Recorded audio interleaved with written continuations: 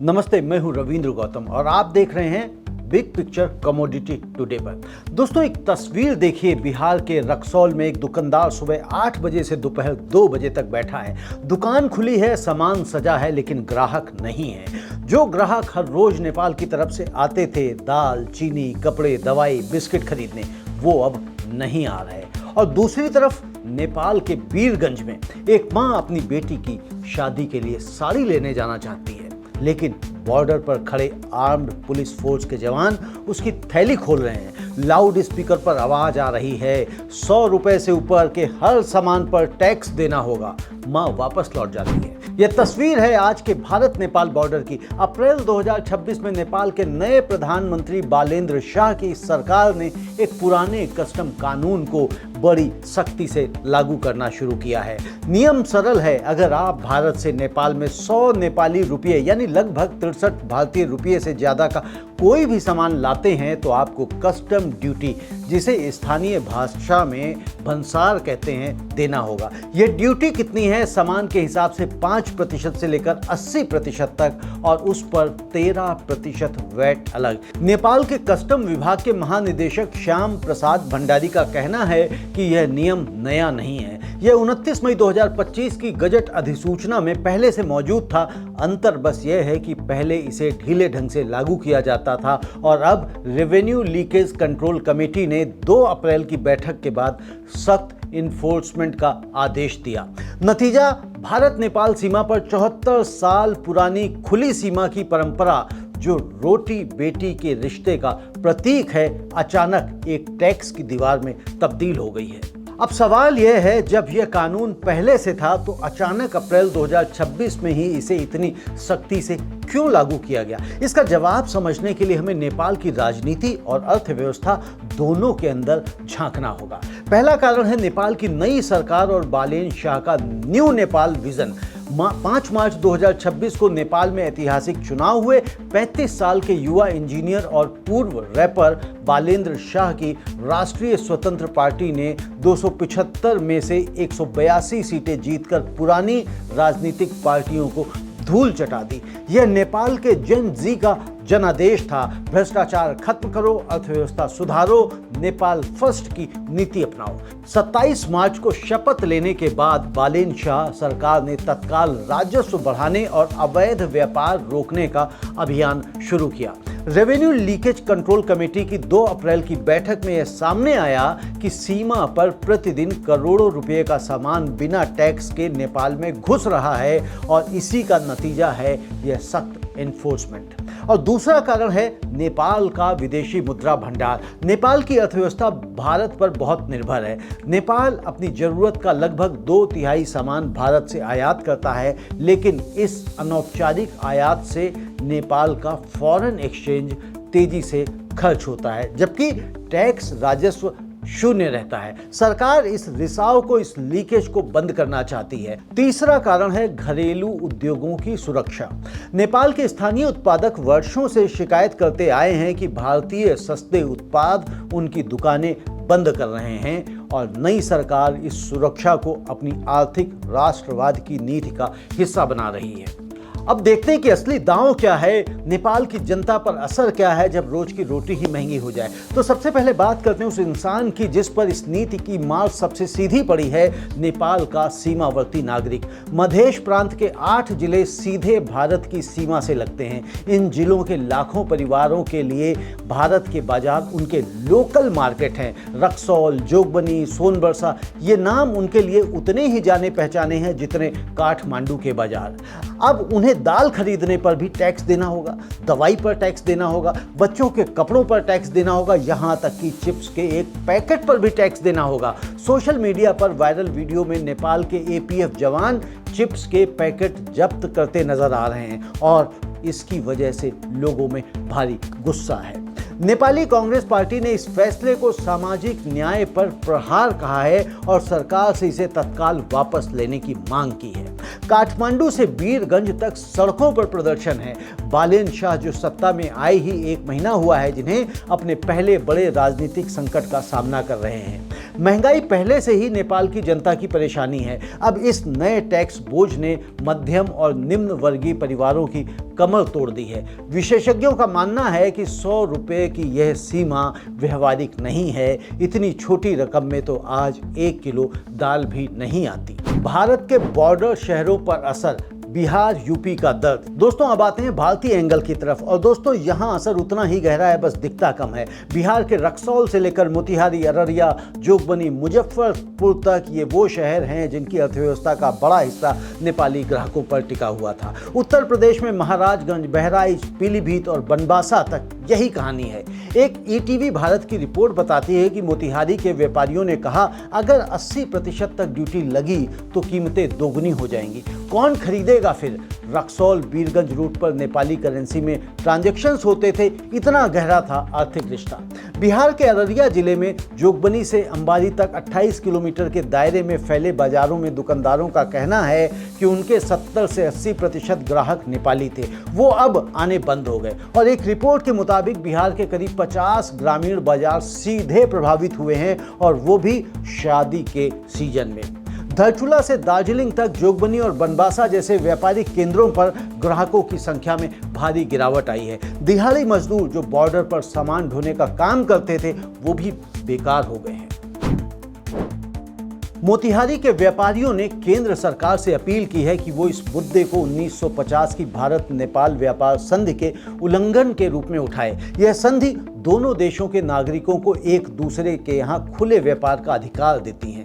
पूर्व वाणिज्य सचिव पुरुषोत्तम ओझा का मानना है कि सरकार के पास कानूनी आधार जरूर है, लेकिन 100 रुपये की सीमा व्यवहारिक नहीं है। जब तक नेपाल अपने घरेलू बाजारों को प्रतिस्पर्धी नहीं बनाता, सिर्फ इन्फोर्समेंट से नतीजे नहीं निकलेंगे, लोग रास्ते निकाल लेंगे। अब हम ये देखते हैं कि दोनों देशों की अर्थव्यवस्था पर इसका क्या असर पड़ेगा। तो सबसे पहले नेपाल की अर्थव्यवस्था पर क्या असर है, तो नेपाल के लिए यह नीति एक दोधारी तलवार है। एक तरफ सरकार को उम्मीद है कि इस इन्फोर्समेंट से राजस्व बढ़ेगा, अनौपचारिक व्यापार फॉर्मल चैनलों में आएगा, घरेलू उद्योगों को राहत मिलेगी और विदेशी मुद्रा भंडार पर दबाव कम होगा। लेकिन दूसरी तरफ इस नीति का उल्टा असर भी हो सकता है। नेपाल भारत से अपनी जरूरत का लगभग 2/3 सामान आयात करता है। कोलकाता बंदरगाह तक पहुंचने के लिए नेपाल को भारत की जमीन से गुजरना पड़ता है। यह भौगोलिक सच्चाई है। इतनी कड़ी कस्टम्स इन्फोर्समेंट से सप्लाई चेन्स बाधित हो सकती हैं, जिससे नेपाल में ही महंगाई और बढ़ सकती है। FNF नेपाल जैसी संस्थाओं ने चेतावनी दी है कि व्यापार क्षेत्र को नुकसान होगा। नेपाल में बेरोजगारी दर वैसे ही दक्षिण पूर्व एशिया में सबसे ज़्यादा 20.6% है। बॉर्डर ट्रेड पर जीने वाले हजारों लोग इस नीति से और हाशिए पर जा सकते हैं। अब देखते हैं कि भारत की अर्थव्यवस्था पर क्या असर है। तो भारत के लिए यह मुद्दा तत्काल नुकसान से ज़्यादा डिप्लोमेटिक और स्ट्रेटेजिक चैलेंज है। तत्काल नुकसान की बात करें तो बिहार और उत्तर प्रदेश के बॉर्डर जिले के छोटे व्यापारियों और दिहाड़ी मजदूरों को सीधा झटका लगा है। जो बाजार नेपाली ग्राहकों पर निर्भर थे वो सूने पड़ गए हैं। भारत के लिए मुद्दा तत्कालिक नुकसान से ज़्यादा डिप्लोमेटिक और स्ट्रेटेजिक चैलेंज है। तत्काल नुकसान की यदि हम बात करें तो बिहार और उत्तर प्रदेश के बॉर्डर जिलों के छोटे व्यापारियों और दिहाड़ी मजदूरों को सीधा झटका लगा है। जो बाजार नेपाली ग्राहकों पर निर्भर थे वे सूने पड़ गए हैं। निर्यात में गिरावट से बिहार यूपी के एग्रीकल्चरल एक्सपोर्टर्स भी प्रभावित होंगे, लेकिन बड़ी तस्वीर में भारत नेपाल द्विपक्षीय व्यापार अरबों डॉलर का है। नेपाल भारत के सबसे बड़े ट्रेडिंग पार्टनर्स में से एक है। अगर यह तनाव बढ़ता है तो दोनों देशों के व्यापार संबंधों पर असर पड़ सकता है और डिप्लोमेटिक रिश्तों में खटास आ सकती है, जो भारत की नेबरहुड फर्स्ट पॉलिसी के लिए बड़ी चुनौती होगी। दोस्तों अब वो सवाल जो हर दर्शक के मन में है, क्या इस कस्टम ड्यूटी की कड़ाई के पीछे कहीं चीन का हाथ तो नहीं? यह सवाल उठना स्वाभाविक है, इसलिए इसे ईमानदारी से परखते हैं। पहली बात, बालेंद्र शाह की आरएसपी पार्टी ने खुद को न भारत समर्थक बताया है और न चीन का समर्थक। उनका नारा है स्ट्रेटेजिक ऑटोनॉमी, यानी नेपाल अपने हित में फैसले करेगा, किसी बड़े पड़ोसी के दबाव में नहीं। उन्होंने अपने चुनाव प्रचार में 1950 की असमान संधि को पुनर्विचार करने की बात कही थी। दूसरी बात, अगस्त 2025 में चीनी विदेश मंत्री वांग यी की भारत यात्रा के दौरान भारत और चीन ने लिपू लेख दर्रे से व्यापार फिर शुरू करने पर सहमति जताई थी। नेपाल ने इसका कड़ा विरोध किया था, क्योंकि नेपाल का दावा है कि लिम्पियाधुरा, लिपू लेख और काला पानी उसके संप्रभु क्षेत्र हैं। तो नई सरकार थोड़ी सतर्क है। और तीसरी बात दोस्तों, 2015-16 में जब भारत ने नेपाल पर अघोषित नाकेबंदी लगाई थी, उस समय तत्कालीन पीएम केपी ओली ने चीन के साथ ट्रांजिट एग्रीमेंट साइन किया था और उसी वक्त से नेपाल में चीन की बेल्ट एंड रोड इंफ्रास्ट्रक्चर बढ़ी है। लेकिन यहाँ सावधान रहना जरूरी है। इस कस्टम ड्यूटी इन्फोर्समेंट को सीधे चीनी षड्यंत्र कहना जल्दबाजी होगी। बालेन शाह की सरकार के रेवेन्यू लीकेज रोकने के कारण जो हैं वो अवश्य घरेलू आर्थिक दबाव के कारण हो सकते हैं। यह नेपाल फर्स्ट की पॉपुलिस्ट इकोनॉमिक पॉलिसी है जिसमें चीन का सीधा हाथ हो, इसके अभी कोई ठोस सबूत नहीं है। हाँ, इतना जरूर कहा जा सकता है कि अगर भारत नेपाल के बॉर्डर पर तनाव बढ़ा तो चीन इसका फायदा उठाने में देर नहीं करेगा और यही हिमालयन जियोपॉलिटिक्स का असली चेस बोर्ड है और भारत को इस बोर्ड पर बेहद सधे हुए ढंग से चाल चलनी होगी। अब आगे क्या होगा? जी हाँ दोस्तों, अब आते हैं असली बिग पिक्चर पर। 1751 किलोमीटर की यह खुली सीमा सिर्फ एक भौगोलिक रेखा नहीं है, यह दो देशों के बीच सदियों पुराने सांस्कृतिक, सामाजिक और आर्थिक रिश्ते का प्रतीक है।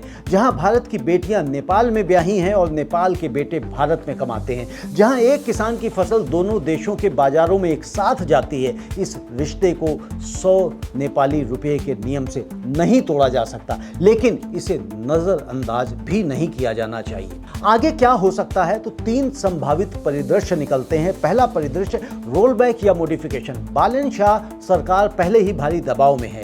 काठमांडू और वीरगंज में प्रदर्शन तेज हो रहे हैं। नेपाली कांग्रेस जैसे विपक्षी दल फैसला वापस लेने की मांग कर रहे हैं। संभव है कि सरकार जल्द ही थ्रेशोल्ड बढ़ाए, कम से कम जरूरी सामान को एग्जेम्प्ट करे। यह सबसे संभावित अल्पकालिक नतीजा है।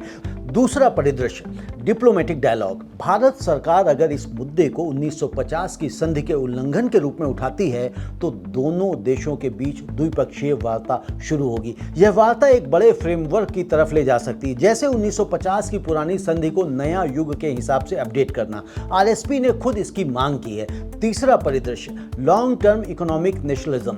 अगर बालेन शाह की सरकार अपनी नेपाल फर्स्ट नीति पर टिकी रही तो भारत नेपाल व्यापार संबंध धीरे धीरे फॉर्मल और ऑफिशियल हो जाएंगे। अनौपचारिक ओपन बॉर्डर इकोनॉमी कम होगी। इससे नेपाल को शॉर्ट टर्म में नुकसान होगा, लेकिन लॉन्ग टर्म में सेल्फ सस्टेनिंग इकोनॉमी बनाने की कोशिश की जाएगी। अब देखते हैं कि बिग पिक्चर कंक्लूजन क्या निकल के आता है। तो दोस्तों, यह स्टोरी सिर्फ 100 रुपये के कस्टम ड्यूटी की नहीं है। यह स्टोरी है एक नए नेपाल की, जो पुरानी डिपेंडेंसी से बाहर निकलना चाहता है, जो अपनी पहचान खुद बनाना चाहता है, जो कहता है कि हमारी अर्थव्यवस्था हमारे हाथों में होनी चाहिए। यह स्टोरी है एक पुराने रिश्ते की, जो भूगोल, इतिहास और संस्कृति से बना है और जिसे कोई भी सरकार एक झटके में नहीं बदल सकती। और यह स्टोरी है हिमालयन जियोपॉलिटिक्स की, जहां हर छोटी हलचल के पीछे बड़ी शक्तियां अपना हिसाब लगा रही हैं। भारत के लिए यह एक परीक्षा है, क्या हम नेपाल की संप्रभुता और उसके नेपाल फर्स्ट के जज्बे का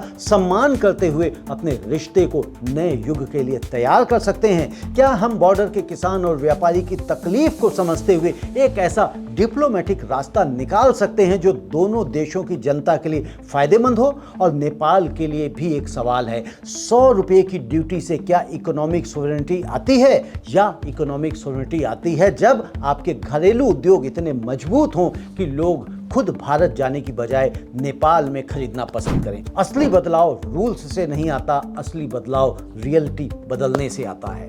दोस्तों, ये था हमारा बिग पिक्चर कंक्लूजन। और दोस्तों, मैं कहता हूं कि जो बिग पिक्चर नहीं देखता वो सिर्फ खबरें देखता है। तो आप क्या देखते हैं? आपका बहुत बहुत धन्यवाद। नमस्ते।